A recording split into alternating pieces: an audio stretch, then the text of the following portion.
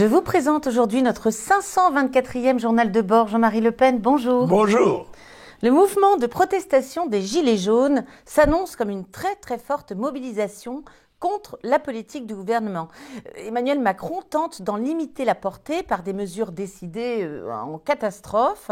Alors, soutenez-vous cette levée de bouclier qui va au-delà des automobilistes à ce jour? Oui, bien évidemment, l'affaire des Gilets jaunes va au-delà de la question de l'augmentation de l'essence et du fioul. C'est un phénomène qui est décrit d'ailleurs par les organisateurs comme un phénomène de ras-le-bol. Et c'est une des raisons pour lesquelles je pense que ce sera un très grand succès. Et je pense que les mesurettes qui ont été proposées au dernier moment en catastrophe par le gouvernement pour essayer d'amortir le choc n'auront pas d'effet. Donc, en l'occurrence, je pense que il reste à espérer qu'il n'y ait pas d'incident, qu'il soit ou non préparé ou provoqué par les uns ou par les autres. À ce sujet, d'ailleurs, on sent que le gouvernement essaye un petit peu de faire peur aux futurs manifestants en leur expliquant que les forces de l'ordre ne supporteront rien en termes de blocage, que les assurances ne couvriront pas la perte éventuelle de voitures attaquées par des Black Blocs ou autres extrémistes, et ainsi de suite. On cherche à effrayer les gens pour qu'ils ne soient pas trop nombreux. Je crois que tout ça est sans effet, au contraire, joue plutôt le rôle de foulard rouge. C'est de nature plutôt à durcir le mouvement qu'à l'intimider. Donc votre intuition, c'est que ça va être un succès? Je pense que ça va être un grand succès, d'autant que le signe de ralliement, dans le fond, est un objet obligatoire dans la voiture. Par conséquent, il n'y a pas beaucoup de mal à se donner pour se montrer comme un sympathisant en le mettant sur à l'avant de sa voiture. Bon, alors on verra. C'est le nombre de gens qui porteront le gilet. Tout cela, ce sera analysé.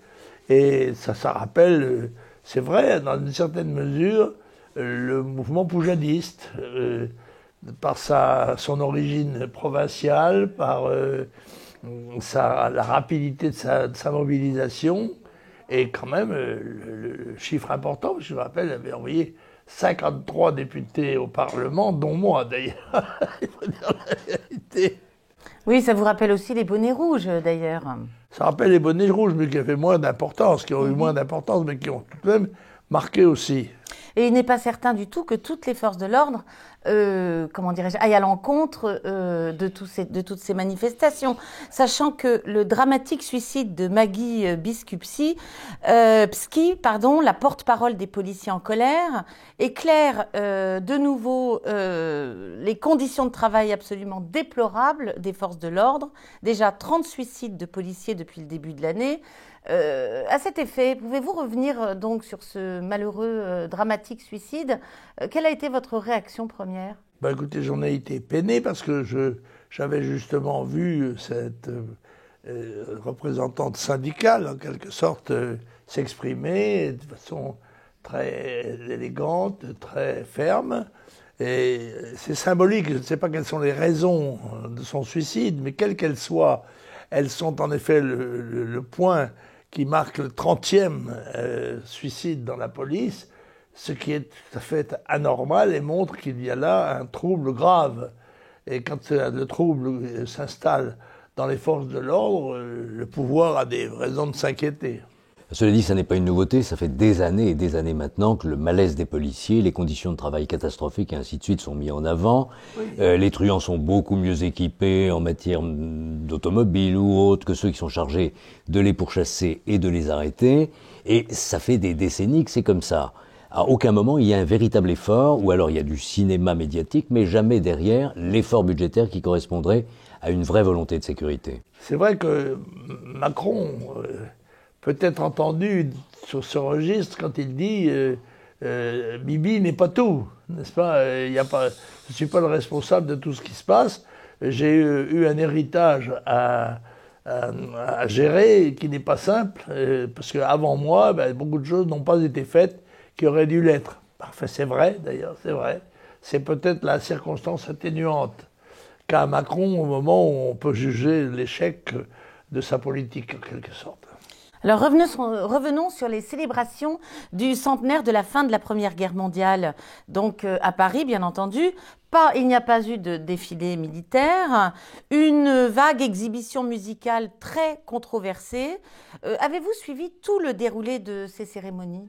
Oui, absolument. Et je pense qu'elles ont été méticuleusement organisées et politiquement pensées, que tout avait une signification et que, par exemple, le fait que l'on fasse, en quelque sorte, qu'on prive le public français le défilé militaire qui est absolument classique, qui dans cette occurrence eût été particulièrement justifié par le nombre de soldats morts d'abord, blessés, défigurés, mutilés, enfin bref, par toutes les conséquences d'une guerre qui avait mobilisé des millions de combattants. Et il me semble que l'armée française aurait dû recevoir là la récompense de sa victoire. Parce que tout de même, c'est une victoire de l'armée française. Bon. Et tout à fait évidemment, le fait de ne pas choisir, ou de choisir de ne pas faire de défilé militaire, avait une signification politique probablement pacifiste de la part de M. Macron. Pour le reste, je dois dire que le morceau de musique, le boléro de Ravel, l'interminable, et moi je trouve un peu lassant, boléro, je me suis posé la question de savoir pourquoi il était choisi. Alors, je sais que Ravel a été un combattant de la guerre de 14, mais j'ai pensé qu'à un moment donné, c'était peut-être un clin d'œil à Madame Hidalgo, on ne sait jamais, avec M. Macron, qui joue la bande de billard assez souvent, je crois.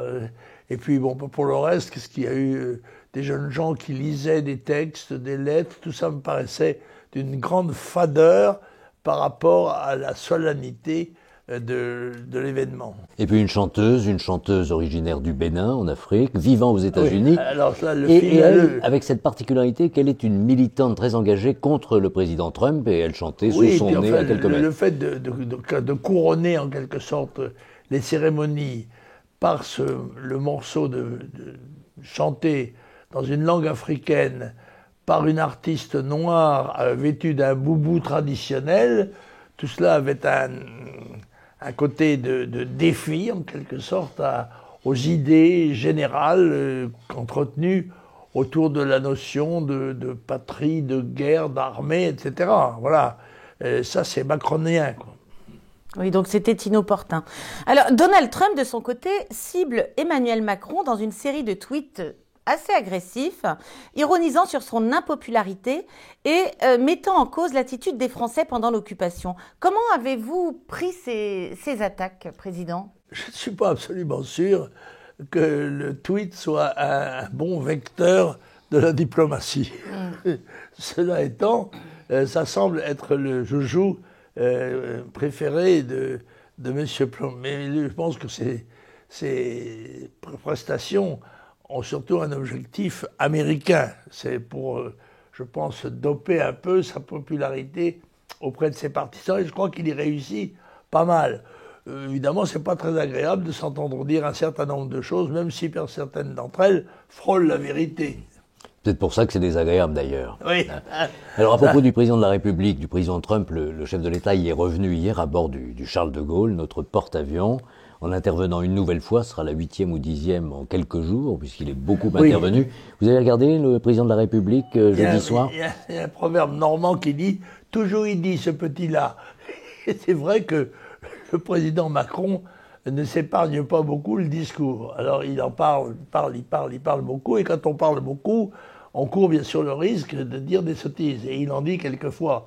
En l'occurrence, je le trouve assez lassant, moi, dans ses explications.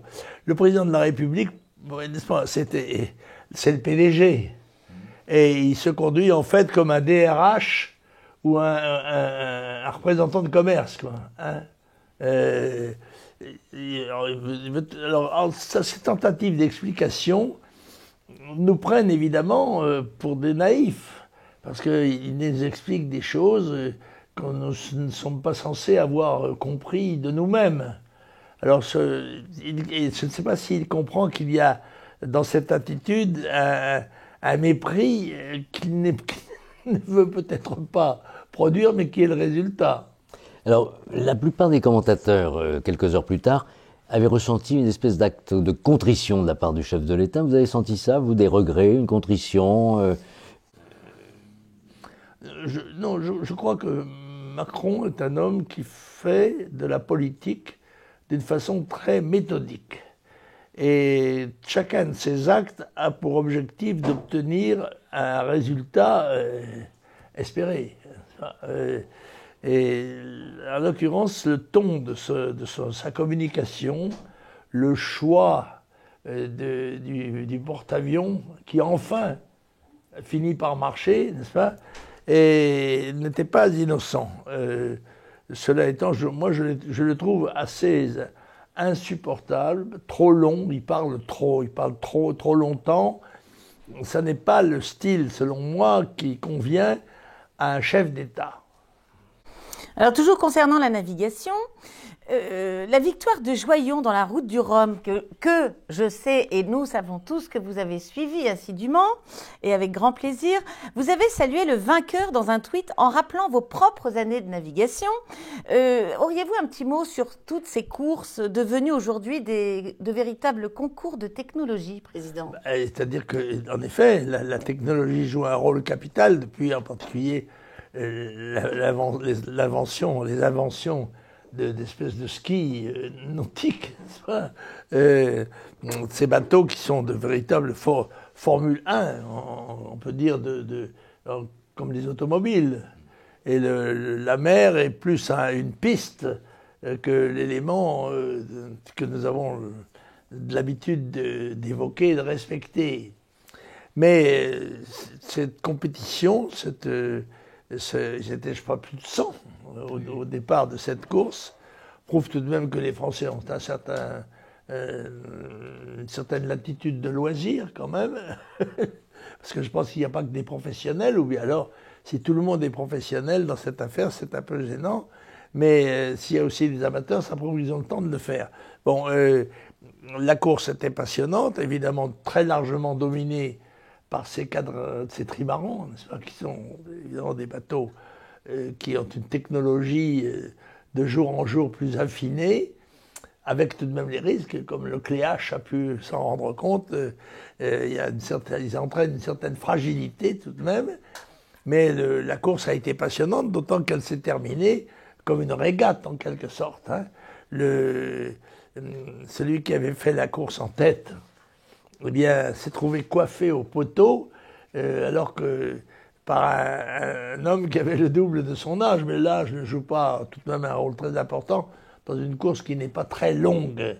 Ça dure quelques jours, certainement très éprouvante, mais ça n'est pas déterminant.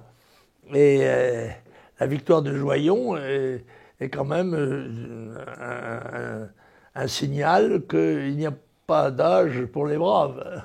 D'une part, et que les pronostics peuvent être déjoués au tout dernier moment, ça vaut peut-être aussi pour les élections. Ah, aussi. Y compris les européennes qui se préparent. C'est vrai. On ne sait pas. Alors, avez-vous quelques lectures à nous conseiller, cher Président? Pardon? Des lectures. Alors voilà, moi je suis accablé de livres que je reçois, souvent d'ailleurs dédicacés, je dois le dire, de façon plutôt flatteuse, en tous les cas amicale. Et cette semaine, j'en ai retenu 2. Que je n'ai pas encore lu, que j'ai ouvert quelques pages, mais c'est le premier, c'est Inch'Allah.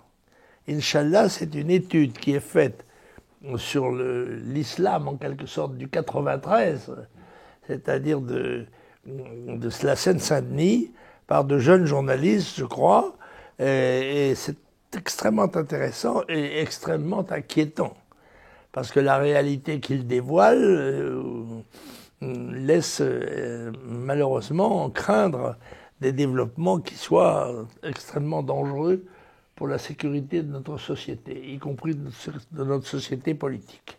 Et le deuxième, eh bien, après tout,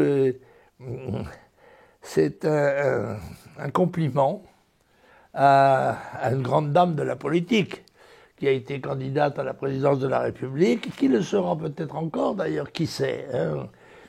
C'est Ségolène Royal, qui de surcroît a un nom prestigieux, si j'ose dire, et je crois qu'elle est issue d'une famille de droite. Oui. Elle est le canard. La rebelle. Oui, mais elle a illustré tout de même son ministère. C'est une femme qui a du talent et de la volonté. Et je pense qu'on aura l'occasion de la revoir dans la politique. C'est un livre qui s'appelle « Ce que je peux enfin vous dire », ce qui semble signifier qu'elle savait des choses qu'elle a gardées pour elle. On aurait peut-être aimé les connaître avant, mais enfin, bref, ça c'est peut-être l'amorce de l'hameçon aussi pour acheter son livre. Bon, eh bien, si les gens qui veulent s'instruire dans la politique peuvent acheter ces livres, ils peuvent aussi acheter mes mémoires. Oui, le tome 1 de vos mémoires, qui est toujours évidemment en librairie, en attendant la sortie du 2e tome l'année prochaine. Ouais. Ça, c'est votre quotidien de maintenant. Je à Anne. Alors, a eu lieu ce lundi la parution d'un livre posthume de Jean d'Ormesson. Son titre, Un Hosanna sans fin. Sera-ce une prochaine lecture pour vous, Président ? Je pensais qu'il ferait un Libéra plutôt qu'un Hosanna, mais après tout, de l'autre côté de la barrière, c'est peut-être un chant de joie et d'espérance que nous transmet d'Ormesson, qui n'a pas été un écrivain anticonformiste, le moins qu'on puisse dire. Bon, mais nous attendrons ses prestations. Bien. Bien. Ça nous rassurera peut-être. D'accord. Nous vous prenons au mot. Merci beaucoup, cher Président, et à la semaine prochaine. À la semaine prochaine.